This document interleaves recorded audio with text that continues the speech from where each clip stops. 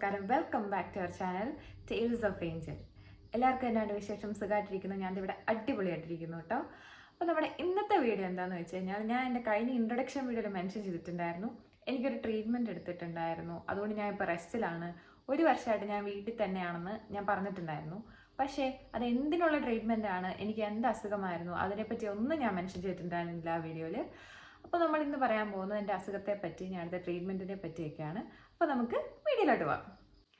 ഞാൻ ആക്ച്വലി കുറേ ആലോചിച്ചായിരുന്നു ഈ ടോപ്പിക്കിനെ പറ്റി, എൻ്റെ അസുഖത്തെ പറ്റി സംസാരിക്കണോ വേണ്ടയോ എന്ന്. പിന്നെ ഞാൻ ആലോചിച്ചപ്പോൾ വിചാരിച്ചു, ഇപ്പോൾ ഈ സിറ്റുവേഷനിൽ കൂടെ കടന്നു പോകുന്ന ആൾക്കാർ ഉണ്ടെങ്കിൽ അവർക്ക് ഇതൊരു ഇൻസ്പിറേഷനോ അല്ലെങ്കിൽ അവർക്കൊരു മോട്ടിവേഷനോ ആയിക്കോട്ടെ എന്ന് വിചാരിച്ചാണ് ഞാനിപ്പോൾ ഇതിനെക്കുറിച്ച് സംസാരിക്കാനായിട്ട് തീരുമാനിച്ചത്. എനിക്ക് ബ്ലഡ് ക്യാൻസർ ആയിരുന്നു. അപ്പോൾ എൻ്റെ ഒരു ക്യാൻസർ ജേണി, ഞാൻ കടന്നു വന്ന വഴികൾ, എനിക്കുണ്ടായ അനുഭവങ്ങൾ, എനിക്കെടുത്ത ട്രീറ്റ്മെൻറ്റ്സ്, അതൊക്കെയാണ് ഞാൻ നിങ്ങൾക്ക് മുമ്പിൽ പറയാൻ പോകുന്നത്.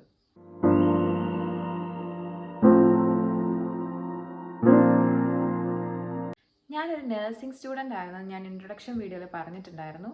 AJ institute of medical science മംഗലാപുരത്തായിരുന്നു ഞാൻ നഴ്സിംഗ് പഠിച്ചുകൊണ്ടിരുന്നത്. അപ്പം 2021 ഫെബ്രുവരി 14 എനിക്ക് ആദ്യമായിട്ട് ക്യാൻസറിൻ്റെതായ സിംറ്റംസ് എൻ്റെ ബോഡിയിൽ കണ്ടത്. അന്ന് രാത്രിയിൽ എൻ്റെ വീട്ടിൽ ഫോണൊക്കെ വിളിച്ചുകൊണ്ട് ഹോസ്റ്റലിന് വരാതെ നിൽക്കുമായിരുന്നു. അപ്പോൾ എൻ്റെ താടിയിൽ പെട്ടെന്നൊരു നംനെസ്, പെട്ടെന്നൊരു മരവിപ്പ് വന്നതാണ്. അപ്പം ഞാൻ വിചാരിച്ചു പുറത്തെ തണുത്ത കാറ്റൊക്കെ അടിച്ചപ്പം അങ്ങനെ മരച്ചതാണെന്നാണ് വിചാരിച്ചത്. അപ്പം ഞാൻ എൻ്റെ റൂമിലോട്ട് കയറി വന്നു. കുറേ നേരമായിട്ട് ഈ മരപ്പ് പോകുന്നില്ല. പിന്നെ ഞാൻ എൻ്റെ മമ്മീനെയൊക്കെ വിളിച്ചപ്പോൾ മമ്മി പറഞ്ഞു ചിലപ്പോൾ വൈറ്റമിൻ്റെ കുറവുകൊണ്ടായിരിക്കും, അല്ലെങ്കിൽ കാൽസ്യത്തിൻ്റെ പ്രശ്നം കൊണ്ടായിരിക്കും പറഞ്ഞ് പാൽപ്പൊടിയൊക്കെ കഴിക്കാൻ പറഞ്ഞ്. അങ്ങനെ എൻ്റെ ഫ്രണ്ട്സിൻ്റെ അടുത്ത് പറഞ്ഞു, അവരെ പാൽപ്പൊടിയൊക്കെ മേടിച്ചുകൊണ്ട് വന്നു. പക്ഷെ കുറേ നേരം കഴിഞ്ഞപ്പം എൻ്റെ ഈ മരപ്പ് മാറി. എനിക്കിവിടെ സെൻസേഷൻ ഇല്ലാത്തൊരവസ്ഥയായി. എനിക്ക് തൊട്ടാൽ അറിയത്തില്ല, ഞുള്ളി അറിയത്തില്ല, ഒന്നും ചെയ്ത് എനിക്ക് അറിയുന്നില്ലായിരുന്നു. പിന്നെ എനിക്ക് അന്ന് എക്സാം നടന്നുകൊണ്ടിരുന്ന ടൈം ആയിരുന്നുകൊണ്ട് എനിക്ക് പിറ്റേ ദിവസം എക്സാം ഉണ്ട്. ഞങ്ങളുടെ വാർഡൻ്റെ അടുത്ത് നിന്ന് എൻ്റെ റൂംമേറ്റ്സ് എന്ന് പറഞ്ഞു എനിക്കിവിടെ സെൻസേഷൻ ഇല്ല, എനിക്ക് തൊട്ടാലൊന്നും അറിയത്തില്ല. അപ്പോൾ വാർഡൻ ഞങ്ങളുടെ റൂമിൽ വന്നിട്ട് വാർഡൻ വന്നിട്ട് പിച്ചയൊക്കെ നോക്കി, പക്ഷെ എനിക്കൊന്നും ഫീൽ ചെയ്യുന്നില്ല. അപ്പോൾ വാർഡൻ പറഞ്ഞു, എന്നാൽ നാളെ എക്സാം ഉള്ളതല്ലേ, നിങ്ങൾ ഇന്ന് ഹോസ്പിറ്റലിൽ പൊക്കോളാൻ പറഞ്ഞു. നൈറ്റ് ആയിരുന്നു. ഞങ്ങളെ എന്നെയും എൻ്റെ 2 ഫ്രണ്ട്സ് ഉണ്ട്, കുഞ്ഞ് ഐസക്കും, ഞങ്ങളെ 3 പേരും കൂടെ പറഞ്ഞ് ഹോസ്പിറ്റലിൽ വിട്ടു. ഹോസ്പിറ്റലിൽ ഞങ്ങൾക്ക് അവിടെ നിന്ന് അടുത്താണ്. അപ്പോൾ രാത്രി ആയതുകൊണ്ട് തന്നെ ഞങ്ങൾക്ക് അവിടെ നിന്ന് ആംബുലൻസ് ഒക്കെ വരും. ആംബുലൻസിൽ തന്നെ ഞങ്ങൾക്ക് ഹോസ്പിറ്റലിൽ പോകാം. അപ്പോൾ ഹോസ്പിറ്റലിൽ ചെന്ന് കഴിഞ്ഞപ്പോൾ കാഷ്വാലിറ്റി കയറ്റി കഴിഞ്ഞ് അവരാദ്യം എൻ്റെ ബ്ലഡ് ടെസ്റ്റ് ചെയ്തു. അപ്പോൾ ഡോക്ടേഴ്സ് വിചാരിച്ചു, എനിക്കിങ്ങനെ നംനെസ്സിൻ്റെ കാര്യമൊക്കെ പറഞ്ഞപ്പോൾ അവർ വൈറ്റമിൻ്റെ പ്രശ്നമായിരിക്കും വിചാരിച്ച് അവരെനിക്ക് വൈറ്റമിൻ ടാബ്ലറ്റ് തന്നു. പിന്നെ എൻ്റെ ബ്ലഡ് എടുത്തിട്ടുണ്ടായിരുന്നു, പക്ഷേ അപ്പം തന്നെ റിപ്പോർട്ട് വന്നില്ല. ഞങ്ങൾ അന്ന് നൈറ്റ് തിരിച്ച് ഹോസ്റ്റലിലോട്ട് പോന്നു. അപ്പോൾ ഹോസ്റ്റലിൽ വന്നു കഴിഞ്ഞപ്പം എനിക്ക് ഭയങ്കരമായിട്ട് തലവേദന, ഒരു രാത്രി കിടക്കുന്ന ടൈമൊക്കെ ഭയങ്കര തലവേദന, തല ഇങ്ങനെ പൊട്ടി പോകുന്നുണ്ട്. എനിക്ക് ഒട്ടും സഹിക്കാൻ പറ്റാത്ത തലവേദനയാണ്. എനിക്ക് ഒട്ടും ഉറങ്ങാൻ പറ്റിയില്ല. ഞാൻ രാത്രി ഫുള്ള് അങ്ങോട്ടും ഇങ്ങോട്ടും എണീറ്റ് നടക്കുമായിരുന്നു.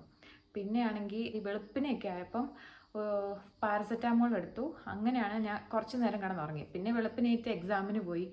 അത് വെളുപ്പിനേറ്റ് കഴിഞ്ഞപ്പോൾ എനിക്ക് നല്ല പല്ലുവേദന ഉണ്ടായിരുന്നു. ഞങ്ങൾ എക്സാമൊക്കെ കഴിഞ്ഞ് ഹോസ്പിറ്റലിൽ ചെന്ന് റിപ്പോർട്ട് വാങ്ങിച്ചു. ഡോക്ടറെ കണ്ടു കഴിഞ്ഞപ്പം എൻ്റെ പ്ലേറ്റ്ലെറ്റ്സ് ഭയങ്കര ലോയും നോർമലിനേക്കാളും ഭയങ്കര ലോ ആയിരുന്നു. WBC ആണെങ്കിൽ ഭയങ്കര ഹൈ ആയിരുന്നു. ഡോക്ടറെ കണ്ടു കഴിഞ്ഞപ്പോൾ ഡോക്ടർ വിചാരിച്ചു അവർ റിപ്പോർട്ട് തെറ്റിപ്പോയതാണെന്ന് വിചാരിച്ച് ഡോക്ടർ എന്നെ കൊണ്ട് ഒന്നുകൂടെ ബ്ലഡ് ടെസ്റ്റ് ചെയ്യിച്ചു. എന്നിട്ട് എമർജൻസി ആണെന്ന് പറഞ്ഞ് അവർ ഇപ്പം തന്നെ റിപ്പോർട്ട് വേണമെന്ന് പറഞ്ഞ് ഡോക്ടർ ഇങ്ങനെ ആവശ്യപ്പെട്ടിട്ട് അവർ പെട്ടെന്ന് തന്നെ റിപ്പോർട്ട് വന്നു. അപ്പോൾ അത് നോക്കിയപ്പം ഇന്നലെ ബ്ലഡ് എടുത്തതിനേക്കാളും എൻ്റെ പ്ലേറ്റ്ലെറ്റ്സ് ഭയങ്കരമായിട്ട് കുറഞ്ഞിട്ടുണ്ട്. WBC ഭയങ്കര ഹൈ ആയിട്ടുണ്ട്.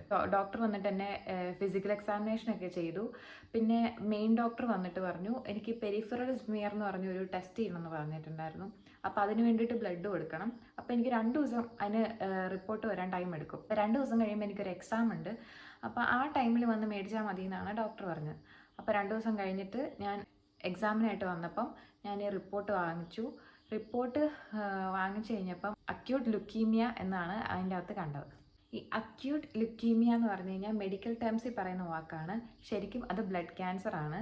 അപ്പം ഫെബ്രുവരി 17, 2021 എനിക്ക് ഒഫീഷ്യലായിട്ട് ക്യാൻസർ ആണെന്നുള്ളത് ഡയഗ്നോസ് ചെയ്തത്. ഈ റിപ്പോർട്ട് കിട്ടിക്കഴിഞ്ഞപ്പോൾ ഞാൻ മമ്മിക്ക് അയച്ചു കൊടുത്തു. അപ്പം മമ്മി പറഞ്ഞു അപ്പം തന്നെ കയറി വീട്ടിൽ പോന്നോളാൻ പറഞ്ഞു. അപ്പം എനിക്കിങ്ങനെ ഞങ്ങൾക്ക് അവിടെ നിന്ന് പോരണമെങ്കിൽ ലെറ്ററൊക്കെ വെക്കണമായിരുന്നു. അപ്പം ഞാൻ നേരെ ഹോസ്പിറ്റലിൽ നിന്ന് കോളേജിൽ പോയി എൻ്റെ ഫ്രണ്ടിനെയും കൂട്ടി പോയി ലെറ്ററൊക്കെ വെച്ച് പെർമിഷൻ കിട്ടി.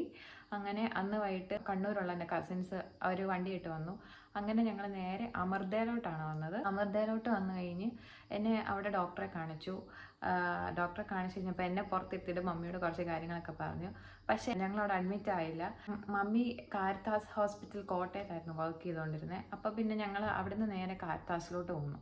അപ്പോൾ കാരിത്താസിൽ പോയി അവിടെ മമ്മിക്ക് അറിയാവുന്ന സ്റ്റാഫ്സും ഡോക്ടേഴ്സൊക്കെ ആയതുകൊണ്ട് അവിടെ നേരെ ഞങ്ങൾ കാണിച്ചു. ഡോക്ടറിനെ അവിടെ അഡ്മിറ്റ് ആക്കി കഴിഞ്ഞ് പിന്നെ വൈകുന്നേരമൊക്കെ ആയപ്പം എൻ്റെ മമ്മിയുടെ ഫ്രണ്ട് ഉണ്ട്, ട്രിവാൻഡ്രത്തുണ്ട്. അപ്പോൾ ആൻറ്റി വിളിച്ചിട്ട് പറഞ്ഞു RCC കാണിക്കാം, അവിടെയാണ് കുറച്ചുകൂടെ നല്ലതെന്ന് പറഞ്ഞിട്ട് ഞങ്ങൾ അന്ന് വൈകിട്ട് തന്നെ RCCയിലോട്ട് പോയി ട്രിവാൻഡ്രത്ത്. പിറ്റേ ദിവസം വെളുപ്പിനെ ആയപ്പം ഞങ്ങൾ അവിടെ എത്തി. പക്ഷേ RCC ചെന്ന് കഴിഞ്ഞപ്പം ഞാൻ മംഗലാപുരത്ത് നിന്ന് വന്നതായതുകൊണ്ട് അന്ന് കോവിഡൊക്കെ ഉള്ള ടൈമായിരുന്നു. അപ്പോൾ എന്നെ 7 ദിവസം കഴിയാണ്ട് അവർക്ക് അഡ്മിറ്റ് ചെയ്യാൻ പറ്റില്ല എന്ന് പറഞ്ഞു. അപ്പോൾ അവിടെ പുറത്തുനിന്ന് വന്നവർക്ക് ട്രയാജ് എന്ന് പറഞ്ഞൊരു സ്ഥലം ഉണ്ടായിരുന്നു, അവിടെയാണ് ഡോക്ടേഴ്സ് കണ്ടുകൊണ്ടിരുന്നത്. അപ്പോൾ ഞാൻ അവിടെ പോയി ഡോക്ടറെ കണ്ടു. അപ്പോൾ ഡോക്ടർ പറഞ്ഞു അഡ്മിറ്റ് ചെയ്യാൻ പറ്റാത്തതുകൊണ്ട് എനിക്ക് നാളെ തന്നെ ബോൺ മാരോ ബയോപ്സി ചെയ്യണം എന്ന് പറഞ്ഞു. അതൊരു ടെസ്റ്റാണ്, നമ്മുടെ നടുവിലത്തെ എല്ലിന്ന് ബോൺ മാരോ എടുത്തിട്ട് ടെസ്റ്റ് ചെയ്യുന്നതാണ്. അപ്പോൾ ആ ടെസ്റ്റ് പിറ്റേ ദിവസം ചെയ്യണം എന്ന് പറഞ്ഞു. പക്ഷേ എന്നെ വീട്ടിൽ കൊണ്ടുപോകാൻ പറ്റത്തില്ല, കാരണം ഇത്ര എൻ്റെ സിറ്റുവേഷൻ ഇങ്ങനെ ആയതുകൊണ്ട് വീട്ടിൽ ആരെയും വീട്ടിൽ നിൽക്കാൻ പറ്റില്ല എന്ന് പറഞ്ഞു. ഏതെങ്കിലും ഹോസ്പിറ്റലിൽ തന്നെ അഡ്മിറ്റ് ചെയ്യണമെന്ന് പറഞ്ഞു. അപ്പം ഞങ്ങൾ അവിടുത്തെ കിംസിൽ അവിടെ പോയിട്ട് അവിടെ എന്നെ ഒബ്സർവേഷനിൽ കിടത്തി. പിന്നെ പിറ്റേ ദിവസം ഞങ്ങൾ വന്നിട്ട് RCC വന്നു, ബോൺ മാരോ ടെസ്റ്റ് ചെയ്തു. അപ്പോൾ അതായിരുന്നു എൻ്റെ ഫസ്റ്റ് ബോൺ മാരോ ബയോപ്സി കേട്ടോ. അപ്പോൾ ഈ ബോൺ മാരോ ബയോപ്സി ചെയ്ത് കഴിഞ്ഞപ്പം എനിക്ക് കറക്റ്റായിട്ട് ഫീൽ ചെയ്യുന്നുണ്ടായിരുന്നു എങ്ങനെ എൻ്റെ ബോണിലോട്ട് നീഡിൽ കയറുന്നതെന്നൊക്കെ. അപ്പോൾ എനിക്ക് നല്ല പേടിയുണ്ടായിരുന്നു. ഫസ്റ്റ് ടൈമാണ് ചെയ്യുന്നത്, അതിൻ്റേതായ ഒരു ടെൻഷനൊക്കെ ഉണ്ടായിരുന്നു. ആദ്യം അവരെടുത്തപ്പോൾ ഞാൻ കടിച്ചു പിടിച്ച് കിടന്നു. പിന്നെ അത് എടുത്തു കഴിഞ്ഞ് ഡോക്ടറിൻ്റെ അടുത്ത് പറഞ്ഞു, ആദ്യം കുത്തി കഴിഞ്ഞപ്പം കിട്ടിയില്ല ഏഞ്ചൽ, ഞാൻ ഒന്നുകൂടെ എടുക്കാൻ പോകാമെന്ന് പറഞ്ഞു. അത് കേട്ടപ്പോൾ എൻ്റെ കയ്യിൽ നിന്ന് മൊത്തം അങ്ങ് പോയി, എൻ്റെ കണ്ണൊക്കെ ചെറുതായിട്ട് നിറഞ്ഞു. പക്ഷേ അത് കഴിഞ്ഞപ്പോൾ ഞാൻ ബോധം കെട്ടുപോയി. എനിക്ക് പിന്നെ അറിഞ്ഞില്ല, രണ്ടാമത് എടുത്ത് ഞാൻ അറിഞ്ഞില്ല. അപ്പോൾ അവർ കഴിഞ്ഞെന്ന് പറഞ്ഞ് വിളിച്ചപ്പോൾ പക്ഷേ പെട്ടെന്ന് ഞാൻ എണീറ്റ് കഴിഞ്ഞപ്പോൾ എൻ്റെ കണ്ണിന് മുമ്പിൽ ഒരു മരമൊക്കെ ഉണ്ട്, അതിങ്ങനെ കറങ്ങുമായിരുന്നു. ലൈക്ക് തലയെ ഭയങ്കരമായിട്ട് ചുറ്റി എന്താ പോലെ ആയിരുന്നു. അപ്പോൾ ബോൺ മാരോ കഴിഞ്ഞ് കഴിഞ്ഞപ്പോൾ എനിക്ക് നല്ല വേദനയായിരുന്നു, എനിക്ക് നടക്കാനൊന്നും പറ്റുന്നില്ല. പിന്നെ ഞാൻ ഭയങ്കരമായിട്ട് വോമിറ്റ് ചെയ്തായിരുന്നു കേട്ടോ. അതെന്താണെന്ന് എനിക്കറിയില്ല, ഞാൻ കുറേ ഫ്രൂട്ട്സൊക്കെ കഴിച്ചായിരുന്നു, അതുകൊണ്ടാണോന്ന് അറിയില്ല. ഞാൻ നന്നായിട്ട് വോമിറ്റ് ചെയ്തു. അതുകൊണ്ട് എനിക്ക് ഭയങ്കര പെയിനായിട്ട് എനിക്ക് പെയിൻ കില്ലറൊക്കെ തന്നായിരുന്നു. അത് കഴിഞ്ഞാണ് കേട്ടോ ഞാൻ നേരെ നിൽക്കാറായത്. അന്ന് പിന്നെ ഞങ്ങളുടെ ഒരു കസിൻ ഉണ്ടായിരുന്നു, അവരുടെ വീട്ടിലാണ് ഞാൻ നിന്നത് കേട്ടോ. പക്ഷേ ഇവർ RCCക്കാരനെ ഒരാഴ്ച കഴിയാണ്ട് അഡ്മിറ്റ് ആക്കാൻ പറ്റില്ല എന്ന് പറഞ്ഞുകൊണ്ട് നമുക്ക് ഒരാഴ്ച ട്രീറ്റ് ചെയ്യാതിരിക്കാൻ പറ്റില്ല. അതുകൊണ്ട് ഞങ്ങൾ അവിടെ നിന്ന് വീണ്ടും ഞങ്ങൾ കാരിത്താസിൽ വന്നു കഴിഞ്ഞ് ഞങ്ങൾ അവിടെ ട്രീറ്റ്മെൻറ്റ് സ്റ്റാർട്ട് ചെയ്തു. ആദ്യം എനിക്ക് അവർ പിക്ക് ലൈൻ ഇട്ടു എൻ്റെ കയ്യിൽ. പിക്ക് ലൈൻ എന്ന് പറഞ്ഞാൽ നമ്മുടെ കൈയുടെ ഇവിടെ നിന്ന് ഹാർട്ട് വരെയുള്ള ലൈക്ക് ഒരു ട്യൂബ് പോലത്തെ ഒരു സാധനമാണ്. അതിലാണ് നമ്മൾ കീമോയും കാര്യങ്ങളൊക്കെ ചെയ്യുന്നത്. അപ്പോൾ എൻ്റെ ക്യാൻസറിൻ്റെ ഫസ്റ്റ് സ്റ്റെപ്പ് ഓഫ് ട്രീറ്റ്മെൻറ്റ് എന്ന് പറഞ്ഞ കീമോ ആയിരുന്നു. എൻ്റെ ഫസ്റ്റ് സൈക്കിൾ കീമോ 7 ദിവസം കണ്ടിന്യൂസ് ആയിട്ട് 24 മണിക്കൂർ കീമോ ആയിരുന്നു. 7 days 24 മണിക്കൂർ എൻ്റെ ബോഡിയിലോട്ട് മരുന്ന് കയറിക്കൊണ്ടിരിക്കുമായിരുന്നു. അപ്പോൾ അതിൻ്റെ ഇടയ്ക്ക് എനിക്കൊരു 10-15 മിനിറ്റ് ടൈം തരും കുളിക്കാനൊക്കെ ആയിട്ട്.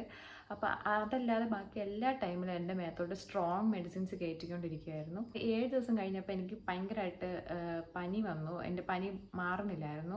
പനി ഭയങ്കരമായിട്ട് മാറാത്തതുകൊണ്ട് അവിടുത്തെ ഡോക്ടർ എന്നെ അമൃതയിലോട്ട് റെഫർ ചെയ്തു. അന്ന് നൈറ്റ് എന്നെ ആംബുലൻസിൽ അമൃതയെ കൊണ്ടുവന്നു. പിന്നെ അവിടെ അഡ്മിറ്റ് ആക്കി. എന്നിട്ട് അവരവിടുന്ന് ബ്ലഡ് എടുത്തു, എൻ്റെ പിക്ക് ലൈനിൽ നിന്ന് ബ്ലഡ് എടുത്തു, ഗാലക്ടോമാനം ടെസ്റ്റ് ചെയ്തു. അപ്പോൾ ടെസ്റ്റ് ചെയ്ത് കഴിഞ്ഞപ്പോൾ എനിക്ക് ഫംഗൽ ഇൻഫെക്ഷൻ ഉണ്ടായിരുന്നു. പിന്നെ എൻ്റെ പിക്ക് ലൈൻ അത് ഇൻഫെക്ഷനായി, അതുകൊണ്ടാണ് എനിക്ക് പനി മാറാതിരുന്നത്. അപ്പോൾ ആ പിക്ക് ലൈൻ റിമൂവ് ചെയ്യേണ്ട വന്നു. എന്നിട്ട് അത് റിമൂവ് ചെയ്തു. അത് കഴിഞ്ഞ് അമൃതയിൽ തന്നെ വേറെ പിക്ക് ലൈൻ ഈ കയ്യിൽ ഇട്ടു. അത് കഴിഞ്ഞ് എനിക്ക് 2 സൈക്കിൾ കീമോ കൂടെ ചെയ്യണമായിരുന്നു.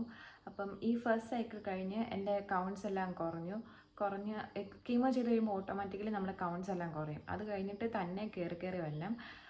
അപ്പം അതിൻ്റെ ഇടയ്ക്ക് പ്ലേറ്റ്ലെറ്റ് ട്രാൻസ്ഫ്യൂസ് ചെയ്യണം.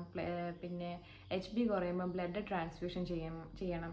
പിന്നെ WBC കുറയുമ്പം ഗ്രഫീൽ എന്ന് പറഞ്ഞൊരു ഇഞ്ചെക്ഷൻ ഉണ്ട്, അതെടുത്ത് കഴിയുമ്പോൾ നമ്മുടെ WBC കൂടത്തുള്ളൂ. അപ്പോൾ അതിൻ്റെ ഇടയ്ക്ക് ഇതെല്ലാം ചെയ്തുകൊണ്ടിരുന്നു. അപ്പോൾ കൗണ്ട് കൂടി കഴിയുമ്പോഴാണ് നമ്മൾ അടുത്ത സൈക്കിൾ കീമോ എടുക്കുന്നത്. അപ്പോൾ മൊത്തം എനിക്ക് 3 സൈക്കിൾ കീമോ ആയിരുന്നു. ഈ രണ്ടാമത്തെ സൈക്കിൾ എന്ന് പറഞ്ഞു കഴിഞ്ഞാൽ 7 ദിവസത്തിൽ ഓൾട്ടർനേറ്റീവ് ഡേയ്സ്, അതായത് 3 ദിവസമാണ് 24 മണിക്കൂറും നമുക്ക് കീമോ ചെയ്യുന്നത്.